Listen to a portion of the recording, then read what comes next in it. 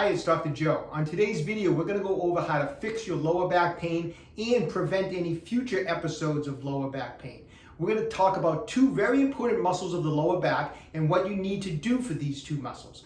Before we get into today's material, if you haven't done so already, visit my website, okramedhealth.com. We have a full line of fascia release products. Everything is in stock and ready to ship out. Also, trying to get to 100,000 subscribers by the end of the year, so I'd really appreciate it. Just take a second, subscribe to my channel, Okra Health on YouTube, click that little bell notification, notifies you every time I upload a new video, and at the end of today's video, if you find the information helpful, appreciate a thumbs up. So as I mentioned, we're going to be focusing on two very important muscles in order to keep your low back pain free. The first muscle we're talking about is the psoas muscle. So the psoas is the primary hip flexor of the body. Now you might be sitting there watching the video asking, what does the primary hip flexor of the body have to do with keeping my low back from hurting me? It's because of the anatomy. A lot of people do not realize, but the psoas muscle attaches to the lumbar spine. It attaches to L1 all the way to L5, and it even attaches to T12, the bottom thoracic. So this psoas muscle is attached directly into your lower back. Then it crosses the pelvis, attaches to the upper part of the femur or leg bone in an area known as the lesser trochanter, and when that muscle contracts, it brings the femur up, it flexes the hip joint, okay? Why is this important? These muscles are attached directly to the spine. The psoas muscle, when it becomes tight, when it becomes restricted, when it builds up adhesions in there, guess what? It starts tugging and pulling on the lower back. And I can tell you from practicing and seeing patients with low back pain for over 33 years, this muscle is chronically tight on so many people. And in reason, most people sit a lot during the day, and when you're sitting, your psoas is in a shortened position. You leave any muscle in a shortened position over time, and think about all the hours, day after day, month after month, year after year that people are sitting. You leave any muscle in a shortened position for extended periods of time, that muscle will become shorter, it will become less elastic, it builds up adhesions, it becomes restricted. And when this muscle becomes restricted, guess what? It's tugging and pulling on the vertebra of the lower back, causing low back pain. And for some reason, this is a muscle that does not get the love and attention it deserves. People do not tend to stretch their hip flexors. People love to stretch their hamstrings. They love it. You see people stretching their hamstrings all the time, which is actually the exact opposite of what you want to do, because the hamstrings are on the other side of the pelvis. The psoas is on this side. When the psoas gets tight, it starts bringing the pelvis into an anterior position. It starts tilting the pelvis when it gets tight, and it starts putting stress on the lower back. The hamstrings are on the other side, so because the pelvis starts to tilt, it starts putting tension on the hamstrings, so people think they have a hamstring issue. And they start stretching those hamstrings, which is the last thing you want to do, because as you keep stretching the hamstrings, you allow that pelvis to even go further anterior. So stop stretching those hamstrings. You got to take care of the psoas. We need to give the psoas some attention. So let me show you what we can do for it. Okay, so there's a couple things we're going to do with the psoas. One, we're going to try to do some fascia release work on the psoas to try to break up any adhesions that may be involved with this restriction. And the second thing we're going to do is I'm going to show you how to correctly stretch the psoas, okay? Now, as far as doing fascia release work on the psoas, it's tricky because of the fact that this is a muscle that's very deep. It's not easy to get to. It's not like trying to do fascia release work on the bicep, which is easy to palpate and get to. The psoas is deep. Some people will say that, you really can't even get onto the psoas to do fascia release work.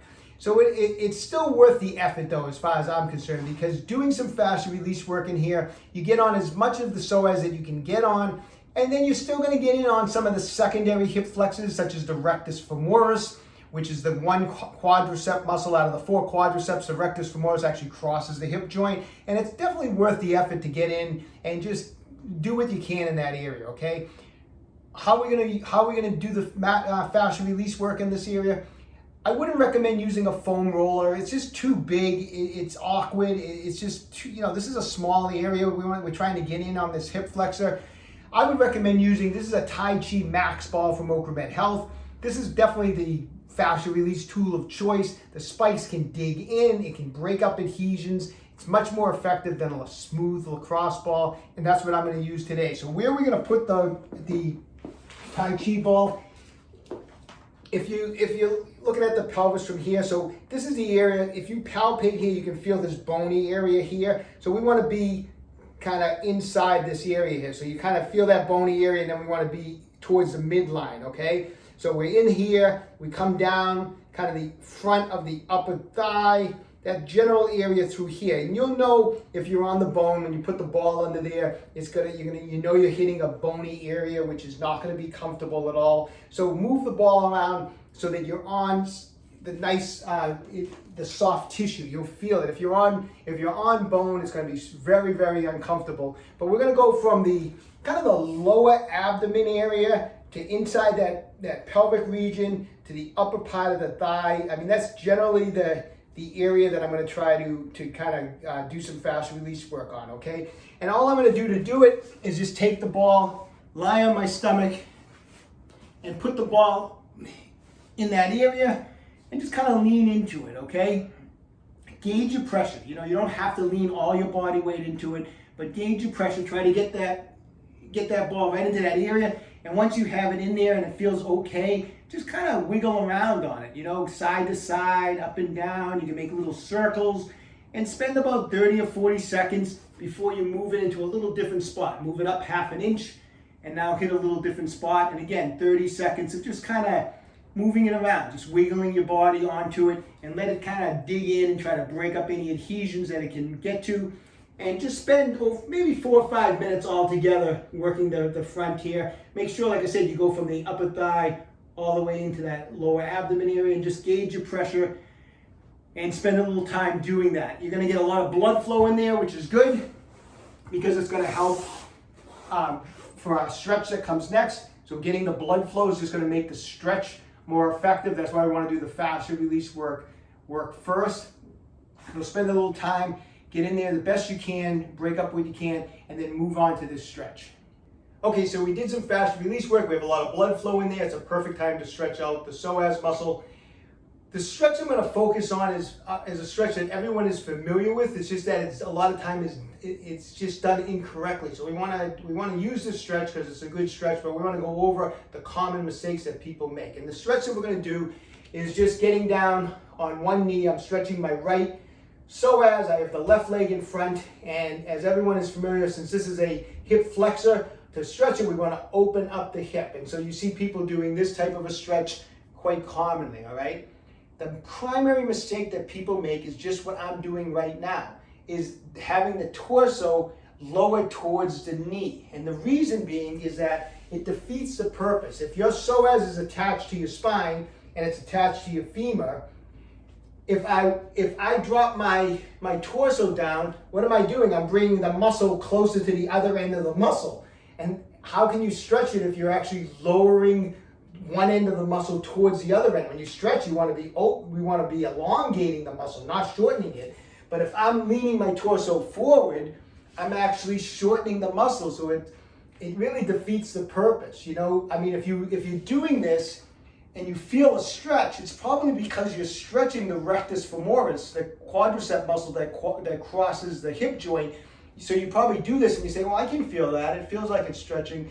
It's stretching, but it's not stretching the psoas efficiently, okay? We want to stretch the psoas, so we need to keep the torso up straight as we lean forward. You have to, put your hands on your knees. Do not let that torso drop down. So open this up while keeping this up straight. Sometimes it helps even just press your hands up towards the ceiling. Anything you can do to keep the torso up as you lean forward like that. So don't drop the torso forward. Once you're in this position, you feel a nice stretch. I want you to hold it and just breathe deeply for about 30 seconds. Then take a second, relax, do it 2 more times for 30 seconds, and you'll get a nice stretch of the psoas muscle. Okay, the second muscle we need to talk about, the Quadratus lumborum, or what's commonly referred to as the QL. The QL is a deep core muscle of the body. So where's the QL located? The The QL actually originates off the crest of the pelvis, and just like the psoas, it attaches directly into the spine. It attaches into the L1 through L5 vertebra and the bottom of the T12 rib. So the issue a lot of times with the Quadratus lumborum is weakness. We need this muscle strong to stabilize. So that's what we're going to go over right now, how to strengthen the QL. Okay, the simplest and most effective way to strengthen the QL is doing any variation of what's known as a suitcase carry. So just like the name says, a suitcase carry is basically when you have a load on just one side. So if I'm holding weight on one side, my body wants to naturally go over to that side. The QL has to fire to keep us upright, okay? This is an exercise variations I'm going to show you that does not require a lot of weight. Matter of fact, if your QL is not being activated regularly, you don't want to start off with a lot of weight. A lot of times these exercises seem like they're too easy, but I would strongly recommend starting off very lightly, 5 or 10 pounds, until you see how you feel the following day. So let me show you some variations of suitcase type of work that you can do to strengthen the QL. The first is just holding a dumbbell or a kettlebell on one side and simply walking with it. Just walking forward, take about 20 steps, turn around, come back 20 steps the other way, switch arms, and do the other side. Hold the weight on the other side. And maybe do three sets with holding the weight on one side and 3 sets holding the weight on the other side. If you don't have the room to walk, one of the other techniques of a suitcase carry that I enjoy doing is just marching in place. So I have the weight on one side, and I'm just going to lift my knee up nice and high, and then the opposite knee. Just like that. This is a great exercise for activating the QL. It's also a great exercise for older adults for just getting balance and working on your balance. It actually activates the glute medius on the side of the hip. So it's a great exercise. Once again, you could do 3 sets of, say, 20 alternating steps here, 20, do 3 sets, switch sides, do 3 sets the other way. One last little variation you can do is basically a one-armed deadlift. So you have the weight in one arm, you go through like a deadlift motion as if you were deadlifting, but the weight's only in one arm, and stand up with it. Nice, slow, and controlled, just like that, using a dumbbell or a kettlebell. Once again, it doesn't feel like you're doing a whole heck of a lot, but you're activating that deep core muscle known as the QL. Super important for stabilizing the lower back. As always, I hope you found today's information helpful. Get working on it. You know, these are techniques as many techniques that have to do with the musculoskeletal system that take time. You know, you just don't stretch your psoas once and expect it to be nice and flexible. You work on it. You work on the flexibility of the psoas. You're going to have to work on the strengthening of the QL. But over time, these things are very, very effective and they work. So anyways, best of luck to everybody. Stay young and train hard. Hey, if you haven't done so, visit my website, okramedhealth.com. We have a full line of fascia release products. Everything is in stock and ready to ship out. Subscribe to my channel, Okramed Health on YouTube. I'd really appreciate it. Questions about exercises or injuries, just leave me a comment in the comment section down below. I do the best I can to make sure I get back to everybody. And don't forget, Okramed Health is here to keep you fit forever.